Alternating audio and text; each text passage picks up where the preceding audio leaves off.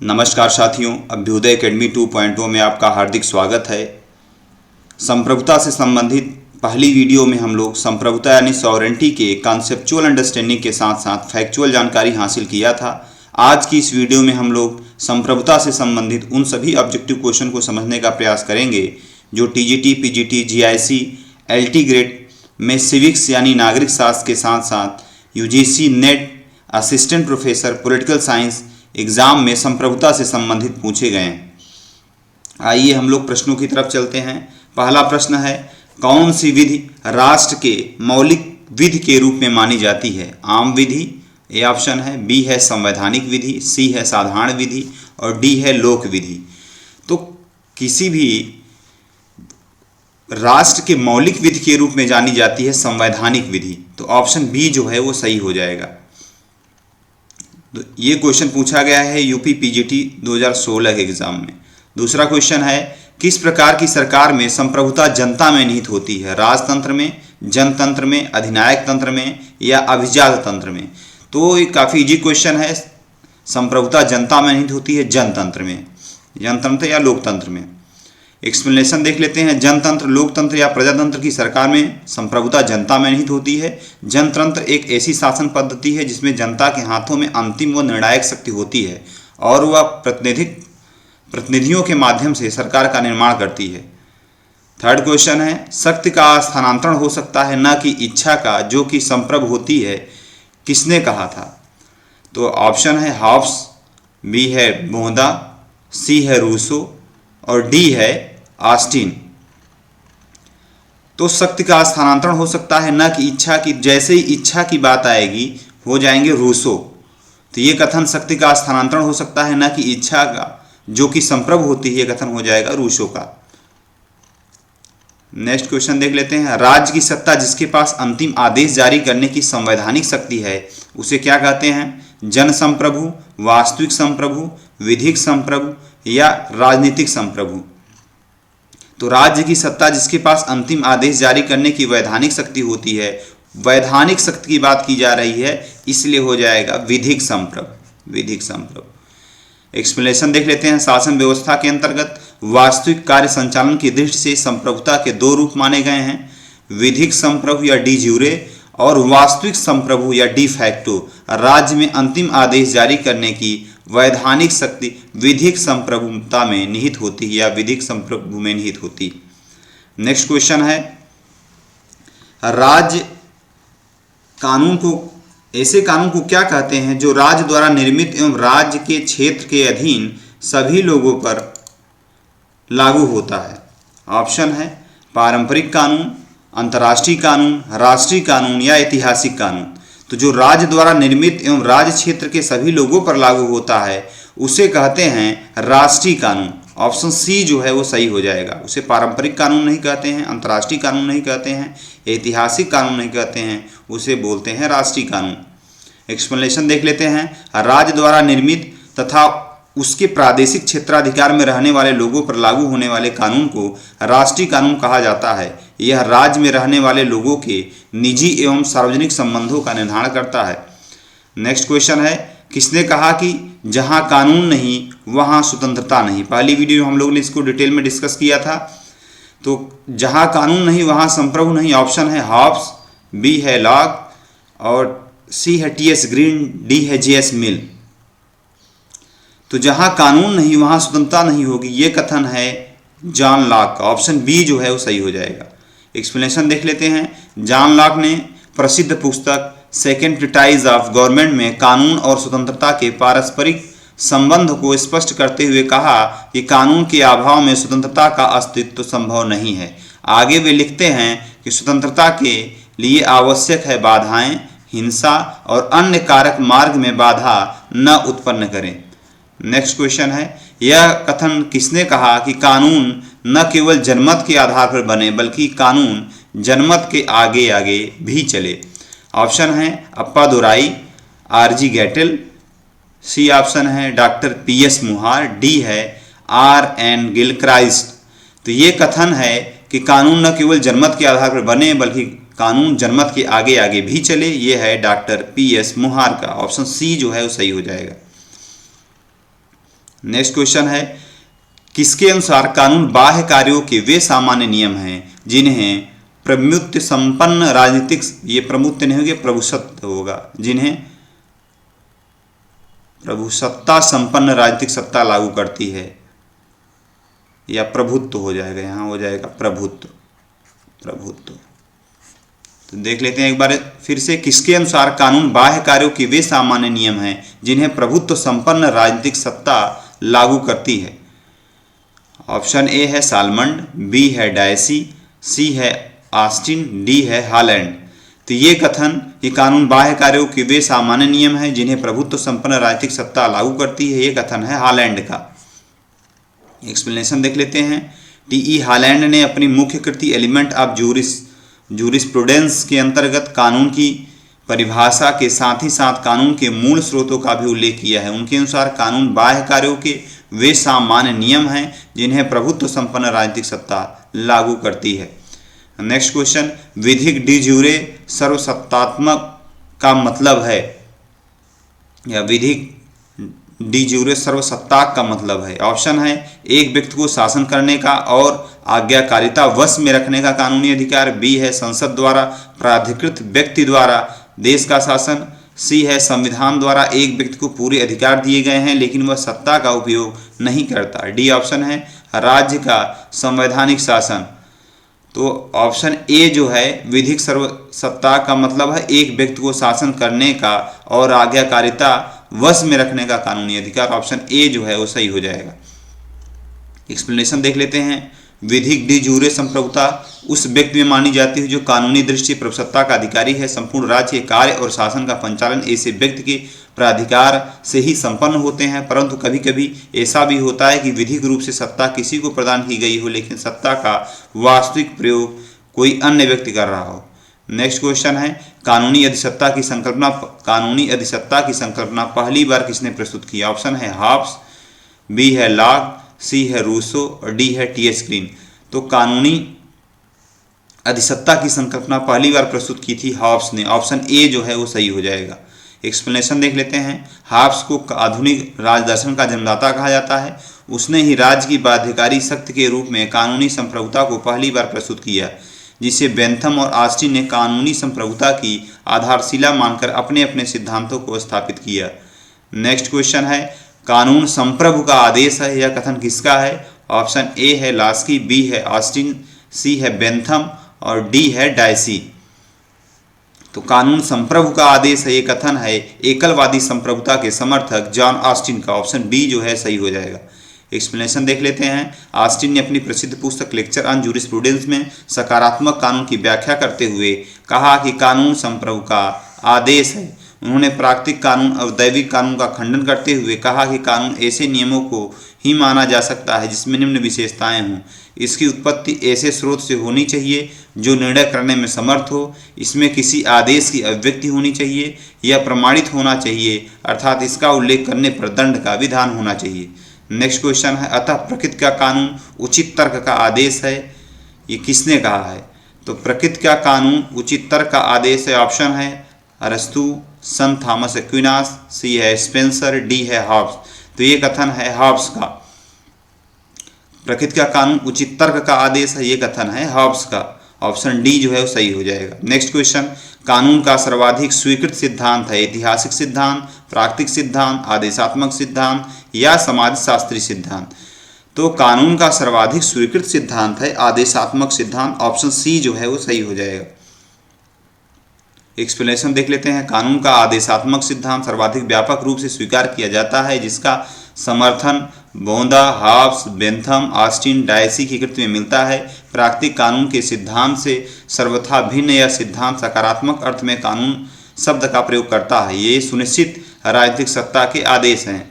Next question, वास्तविक कानून उसका आदेश है जिसे दूसरे को आदेश देने का अधिकार है, यह कथन किसका है? ऑप्शन है हॉब्स, बी है लॉक, सी है रूसो, डी है बोंदा। तो वास्तविक कानून उसका आदेश है जिससे दूसरे को आदेश देने का अधिकार रहता है, ये कथन है हॉब्स का, ऑप्शन ए जो है वो सही हो जाएगा। एक्सप्लेनेशन देख लेते हैं। हॉब्स के अनुसार वास्तविक कानून संप्रभु का आदेश है जिसे बलपूर्वक उपयुक्त प्रश्न को लागू किया जाता है। प्राकृतिक कानून विवेक का आदेश है जिसका केवल अलंकारिक महत्व है। नागरिक कानून का मूल तत्व यह है कि उसमें आदेश अथवा बल देने का भाव निहित होता है। नेक्स्ट क्वेश्चन देख लेते हैं। निम्नलिखित में से कौन सा तत्व राज्य को अन्य समुदायों संगठनों से अलग करता है? भूभाग, प्रभुसत्ता, प्रशासन या जनसंख्या? तो राज्य को अन्य समुदायों या संगठनों से अलग करता है ऑप्शन बी प्रभुसत्ता।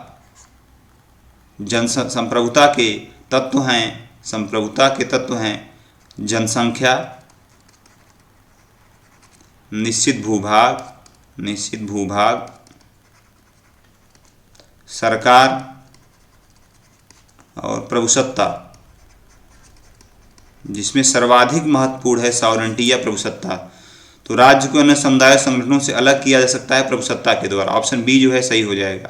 राज्य की आधुनिक अवधारणा के अनुसार राज्य को अन्य मानवीय समुदायों एवं संगठनों से अलग करने वाला तत्व प्रभुसत्ता है, क्योंकि अन्य मानवीय संगठनों के पास राज्य जैसी प्रभुसत्ता का अभाव होता है। अन्य महत्वपूर्ण तथ्य हैं राज्य की आधुनिक अवधारणा के अनुसार राज्य के 4 मूल तत्व हैं जनसंख्या, भूभाग, सरकार और प्रभुसत्ता। प्रभुसत्ता राज्य का अनिवार्य लक्षण है जो अन्य साहचर्यों से उसकी अलग पहचान बनाता है। प्रभुसत्ता राज्य की ऐसी शक्ति है जिसके बल पर वह अपने भूभाग में अपनी आज्ञाओं व कानून का पालन कराता है और विदेशी राज्यों के साथ लेन देन, मैत्री या युद्ध का निर्णय करता है। नेक्स्ट क्वेश्चन है कौन सा तत्व राज्य की सर्वोच्च शक्ति के रूप में माना जाता है? तो राज्य की सर्वोच्च शक्ति के रूप में क्या मानता है? न्यायतंत्र, जनसंख्या, क्षेत्र या प्रभुसत्ता? तो ऑप्शन डी जो है संप्रभुता सही हो जाएगा। नेक्स्ट क्वेश्चन है निम्नलिखित में से कौन सा तत्व राज्य को सर्वोच्च संस्था बनाता है? ये क्वेश्चन काफी देखो रिपीट हो रहा है। तो सर्वोच्च संस्था बनाता है संप्रभुता, ऑप्शन सी जो है वो सही होगा। राज्य का सबसे महत्वपूर्ण तत्व है, ये भी पिछले क्वेश्चन में डिस्कस हो चुका है, संप्रभुता, ऑप्शन डी जो है वो सही हो जाएगा। नेक्स्ट क्वेश्चन है राज्य का आत्म तत्व किसे माना जाता है? आत्म तत्व प्रभुसत्ता को माना जाता है, ऑप्शन डी सही हो जाएगा। भारत में संप्रभुता कहाँ निवास करती है? संविधान में, राष्ट्रपति में, सरकार में या जनता में? तो भारत में संप्रभुता निवास करती है जनता में। We the people of India is sovereign. Bharat में संप्रभुता का निवास जनता में होता है। संविधान की उद्देशिका में जन संप्रभुता का विचार प्रकट होता है। उद्देशिका में स्पष्ट रूप से उल्लेख है कि हम भारत के लोग अंगीकृत, अधिनियमित और आत्मार्पित करते हैं। भारत में संविधान सर्वोच्च है। संविधान निर्माता जनता के प्रतिनिधि थे जो जनता के प्रति उत्तरदायी थे। इस मत का समर्थन करते हुए कहा था कि विधिक संप्रभुता के पीछे राजनीतिक संप्रभुता रहती है जिसके सामने कानूनी संप्रभुता को झुकना पड़ता है। नेक्स्ट क्वेश्चन है प्रभुसत्ता की धारणा का निरूपण सबसे पहले किया प्लेटो ने, अरस्तु ने, बोंदा ने या लॉक ने? तो प्रभुसत्ता की अवधारणा का सबसे पहले निरूपण किया था बोंदा ने।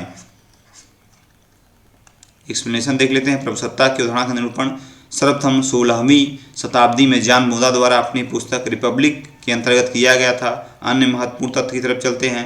राजनीतिक चिंतन के क्षेत्र में प्रभुसत्ता की अवधारणा का ऐतिहासिक विकास निम्न क्रम में हुआ। 16वीं शताब्दी में जॉन बोंदा, 17वीं शताब्दी में ह्यूगो ग्रोसियस और थॉमस हॉब्स, 18वीं शताब्दी में जे रूसो व 19वीं शताब्दी में जॉन ऑस्टिन। नेक्स्ट क्वेश्चन है राजनीतिक संप्रभुता राज्य के उन प्रभावों का समूह है जो कानून के पीछे रहती है। यह कथन किसका है? ऑप्शन है डायसी, बी है गिलक्राइस, सी है बारकर और डी है ब्राइस। तो राजनीतिक संप्रभुता राज्य के उन प्रभावों का समूह है जो कानून के पीछे रहती है, ये कथन है ऑप्शन बी गिलक्राइस्ट का। नेक्स्ट क्वेश्चन है एक्सप्लेनेशन देख लेते हैं। राजनीतिक संप्रभुता राज्य के उन प्रभावों का समूह है जो कानून के पीछे रहती है, यह कथन है गिलक्राइस्ट का। राजनीतिक विद्वानों ने वैधानिक संप्रभुता अथवा राजनीतिक संप्रभुता में अंतर किया है। वैधानिक संप्रभुता वह है जिसके पास कानून निर्माण तथा उसे लागू करने की सर्वोच्च शक्ति होती है तथा यही सत्ता या कानून को परिवर्तित या निरस्त कर सकती है। ब्रिटेन की संसद वैधानिक संप्रभुता का सर्वोत्तम उदाहरण है। इसकी सर्वशक्तिमत्ता के बारे में डायसी ने कहा है कि यह किसी अवयस्क को वयस्क घोषित कर सकती है, राजद्रोह को मृत्यु के बाद भी ताड़ित कर सकती है, यह अवैध बच्चे को वैध बना सकती है, यदि यह उचित समझे तो किसी व्यक्ति को अपने मामले में न्यायाधीश बना सकती है। नेक्स्ट क्वेश्चन की तरफ चलते हैं। परंतु राजनीतिक संप्रभुता, इसका एक्सप्लेनेशन अभी बचा हुआ है। राजनीतिक संप्रभुता निर्वाचन मंडल की शक्ति का द्योतक है, यही संसद को बनाती है तथा उसे बदल सकती है। डायसी के शब्दों में जिस संप्रभु को वकील लोग मानते हैं वह है विधिक संप्रभुता, उसके पीछे दूसरा संप्रभु रहता है। इस संप्रभु के पीछे वैधानिक संप्रभु को सिर झुकाना पड़ता है। जिस इच्छा को राज्य के नागरिक मानते हैं वही है राजनीतिक संप्रभुता। नेक्स्ट क्वेश्चन है, वैधानिक संप्रभुता के पीछे राजनीतिक संप्रभुता की खोज की कोशिश संप्रभुता की समूची धारणा को खत्म कर देगी और संप्रभुता के प्रभाव को सूची मात्र बना देगी। यह कथन किसका है? ऑप्शन है डायसी, बी है लिकाक, सी है किलक्राइस्ट, डी है गैटेल। तो ये ऑप्शन है, ये कथन है गैटेल का। एक्सप्लेनेशन देख लेते हैं। राजनीतिक विद्वानों के अनुसार वैधानिक संप्रभुता का विचार यह प्रमाणित सत्य है और इसे आसानी से समझा जा सकता है, लेकिन राजनीतिक संप्रभुता संबंधी विचार यह कल्पना है। निर्वाचकों राजनीतिक संप्रभुता की इच्छाएं दलीय राजनीति, लोकमत, प्रचार, अशिक्षा आदि के कारण बदलती रहती हैं, जिससे राजनीतिक संप्रभुता की धारणा स्पष्ट नहीं हो पाती। इसी संदर्भ में गेटेल ने टिप्पणी की है कि वैधानिक संप्रभु के पीछे राजनीतिक संप्रभु को खोजने का कोई प्रयास संप्रभुता की संपूर्ण धारणा के मूल को नष्ट कर देता है और संप्रभुता को प्रभावों की सूची मात्र बना देता है। नेक्स्ट क्वेश्चन है, संप्रभुता की अवधारणा निम्नलिखित में से मुख्यतः क्या है? संप्रभुता की अवधारणा है राजनीतिक, वैधानिक, उपयुक्त में से कोई नहीं या दार्शनिक। तो संप्रभुता की अवधारणा है वैधानिक, ऑप्शन बी जो है वो सही हो जाएगा। संप्रभुता की अवधारणा मुख्यतः है वैधानिक। एक्सप्लेनेशन देख लेते हैं। प्रभुसत्ता के विचार की सर्वोत्तम व्याख्या उसके वैधानिक अथवा विधिशास्त्रीय रूप में देखी जा सकती है। इसका यह कारण है कि राज्य की इच्छा का श्रेष्ठतम रूप कानून के पीछे राज्य के कानून में निहित है, जो सभी को बाध्यकारी होता है। इसलिए प्रभुसत्ता का पूर्णतया वैधानिक दृष्टि से अध्ययन, जैसा हॉब्स बेंथम ने किया, अपनी विशेष महत्ता रखता है। इस संदर्भ में इस शब्द की सर्वोत्तम व्याख्या एक अंग्रेज न्यायविद जॉन ऑस्टिन ने प्रस्तुत की, जिसे 1832 में। नेक्स्ट क्वेश्चन है, स्वयं पर, स्वयं के शरीर और मस्तिष्क पर व्यक्ति संप्रभु है, यह वक्तव्य किसका है? जेरेमी बेंथम का, जॉन ऑस्टिन का, या सी रूसो का, या जॉन स्टुअर्ट मिल का? तो स्वयं पर, स्वयं के शरीर और मस्तिष्क पर व्यक्ति संप्रभु है, यह कथन है जॉन स्टुअर्ट मिल का। ऑप्शन डी जो है वो सही हो जाएगा। एक्सप्लेनेशन देख लेते हैं। उपयोगितावादी विचारक जे.एस. मिल ने अपने निबंध ऑन लिबर्टी में स्वतंत्रता संबंधी विचार का वर्णन किया। वह स्वतंत्रता के दो रूप बताते हैं, एक स्व संबंधित तथा दूसरा है पर संबंधित। स्व संबंधी स्वतंत्रता के विषय में मिल कहते हैं कि इस पर राज्य को कोई नियंत्रण नहीं लगाना चाहिए, क्योंकि स्वयं पर, स्वयं के शरीर और मस्तिष्क पर व्यक्ति संप्रभु है। पर संबंधी स्वतंत्रता में वह राज्य के हस्तक्षेप की अनुमति देता है। स्व संबंधी स्वतंत्रता का वर्णन करते समय पागलों तथा सनकियों को भी स्वतंत्रता देने की वकालत करता है, जो कि स्वच्छंदता का रूप ले लेती है। उसके इसी विचार की आलोचना करते हुए बार्कल लिखता है कि मिल की खोखली स्वतंत्रता तथा अमूर्त व्यक्ति का संदेश वाहक रह जाता है। नेक्स्ट क्वेश्चन है, बाह्य संप्रभुता की अवधारणा किसने दी? तो बाह्य संप्रभुता की अवधारणा ऑप्शन है ग्रोसियस, ओपेनहाइमर, रूसो तथा कांट। तो बाह्य संप्रभुता की अवधारणा जुड़ी हुई ग्रोसियस से। नेक्स्ट क्वेश्चन देख लेते हैं। बाह्य संप्रभुता के सिद्धांत को विकसित किया जॉन ऑस्टिन द्वारा, बेंथम द्वारा, ओपेनहाइमर द्वारा या ग्रोसियस द्वारा? तो ह्यूगो ग्रोसियस जो है बाह्य संप्रभुता के समर्थक हैं। नेक्स्ट क्वेश्चन है, संप्रभुता की आधुनिक अवधारणा का प्रतिपादन किसने किया? तो संप्रभुता की आधुनिक अवधारणा हीगल ने, मैकियावेली ने, हॉब्स ने या बोंदा ने? तो संप्रभुता की आधुनिक अवधारणा दिया है बोंदा द्वारा।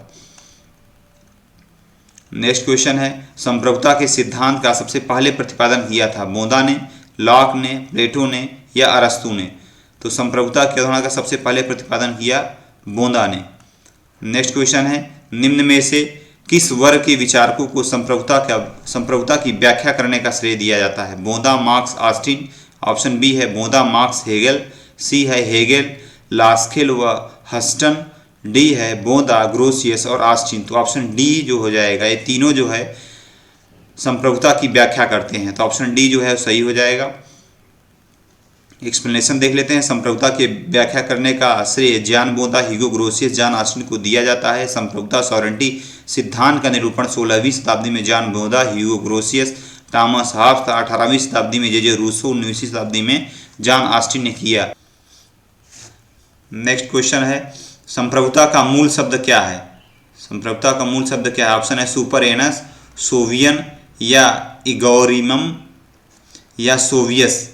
तो संप्रभुता का मूल शब्द है सुपर एनस, लैटिन भाषा के सुपर एनस शब्द से मिलकर बना है, जिसका अर्थ है सर्वोच्च सत्ता। ऑप्शन ए जो है सही हो जाएगा। नेक्स्ट क्वेश्चन है, निरंकुश संप्रभुता में कौन विश्वास करता है? ऑप्शन है लॉक, बी ऑप्शन है रूसो, सी है हॉब्स, डी है प्लेटो। तो निरंकुश संप्रभुता में विश्वास करते हैं हॉब्स। ऑप्शन सी जो है वो सही हो जाएगा। एक्सप्लेनेशन देख लेते हैं। हॉब्स निरंकुश प्रभुसत्ता का एक प्रमुख समर्थक था। उसके अनुसार तलवार के बिना संविधाएं केवल शब्द मात्र हैं। ये भी क्वेश्चन कई बार पूछा गया है टीजीटी और पीजीटी में, तो इसको आप लोग याद रखिएगा। अन्य महत्वपूर्ण तथ्य हैं, निरंकुश या अमर्यादित संप्रभुता के समर्थक विचारक जॉन बोधा, Thomas Hobbs, जर्मी Bentham, John Austin तथा हीगल आदि हैं। इन विचारकों के अनुसार संप्रभु राज्य में सर्वोच्च शक्तिमान अविभाज्य था अमर्यादित शक्ति है। नेक्स्ट क्वेश्चन है, किसने सामाजिक समझौता की अवधारणा को निरंकुश संप्रभुता के सिद्धांत के साथ जोड़ा? ऑप्शन है बोधा, बी है हॉब्स, सी है लॉक और डी है उपयुक्त में से किसी ने नहीं। तो सामाजिक समझौता की अवधारणा को निरंकुश संप्रभुता के सिद्धांत के साथ जोड़ा हॉब्स ने। नेक्स्ट क्वेश्चन है, निरंकुश संप्रभुता का सर्वाधिक सशक्त समर्थक कौन था? ऑप्शन है हॉब्स, बी है लॉक, सी है रूसो और डी है उपयुक्त में से सभी। तो फिर ये क्वेश्चन रिपीट हो रहा है, निरंकुश संप्रभुता का सर्वाधिक सशक्त समर्थक है हॉब्स। ऑप्शन ए जो है वो सही हो जाएंगे। नेक्स्ट क्वेश्चन है, निरंकुश संप्रभुता का सर्वाधिक सशक्त पोषक कौन था? तो क्वेश्चन हो चुका हॉब्स। नेक्स्ट क्वेश्चन है, निरंकुश संप्रभुता का सर्वाधिक सशक्त समर्थक। ये कई क्वेश्चन है अलग अलग एग्जाम में पूछे गए हैं। लॉक ने समर्थन किया है निरंकुश प्रभुसत्ता का, सीमित संप्रभुता का, बिना किसी संप्रभुता वाले राज्य का, सामान्य इच्छा की संप्रभुता का। संप्रभुता सामान्य इच्छा की प्रभुसत्ता का होगा नहीं, ये रूसों का है। बिना किसी संप्रभुता वाले राज्य का, इसका कोई सवाल ही नहीं उठता। निरंकुश संप्रभुता के समर्थक हॉब्स हैं, तो सीमित संप्रभुता के समर्थक हो जाएंगे जॉन लॉक। नेक्स्ट क्वेश्चन है, सीमित संप्रभुता के सिद्धांत का जनक निम्न में से कौन सा था?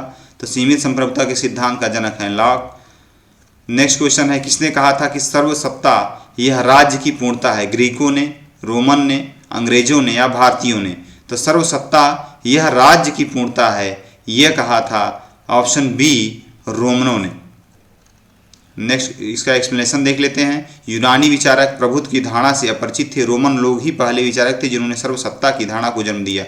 उनमें पहले से यह विश्वास चला आ रहा था कि लगभग प्रत्येक समुदाय में ऐसी अनुलंघनीय एवं जन्मजात शक्ति निहित रहती है जिसके द्वारा वह अपने सदस्यों को आदेश देता है और उसका पालन करवाता है। इस आदेश देने का पालन करने के लिए बाध्य करने की सत्ता को इम्पीरियम कहते हैं, जिसका अर्थ लगभग वही था जो आजकल प्रभुसत्ता या सर्वसत्ता का है।